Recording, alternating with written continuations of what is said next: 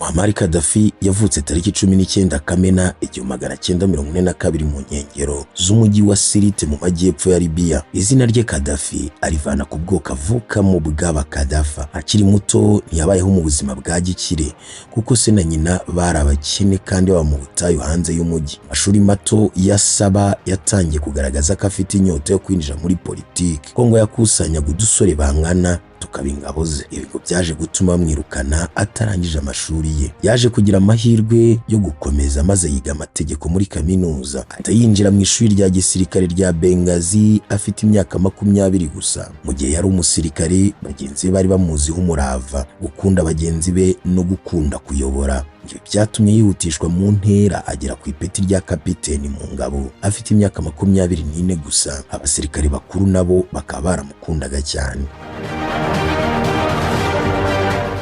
We n'abandi basirikare mu rwego rwo hejuru nka General Gamal Abdel Nasser tariki ya mbere Nzeri 1969 bahiritse ubwami bwa Idrissa wa mbere mu gihe uyu mukambwe w'imyaka 80 icyo gihe yari mu ruzinduko muri Tunisia. Kuri iyo tariki kandi niho ubwami bwaciwe hatangizwa Repubulika ya mbere. Igikomangoma kirafunga. Gaddafi vuba yahise yihenura kuri ba generali bafatanyije guhirika umwami abifashijwemo n'abasirikare bato. Yarashuditse nabzamura mu ntera nawe yivana ku ipeti rya kapiteni ajya kuri colonel. Bivugwa ko peti yari kundaga cyane kugeza apfuye.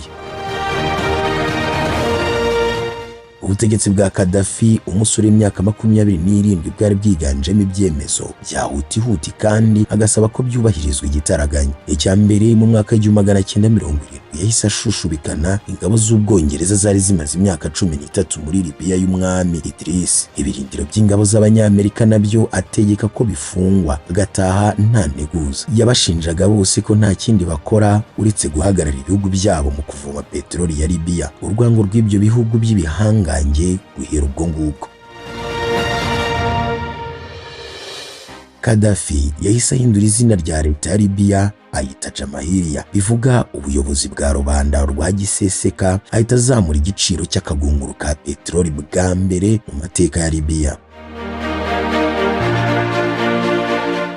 Umwaka w'2000 yagerageje kumvisha abayobozi ba Afurika ko Afurika yakora igihugu kimwe, ifaranga rimwe n'igisirikare kigizwe n'ingabo miliyoni 2. Akavuga ko aribwo Afurika yagira amahoro arambye. Yagerageje kubisobanura abandi bayobozi nubwo bwose bamwe ngo babyumvaga, ariko ibi ntago byashobotse.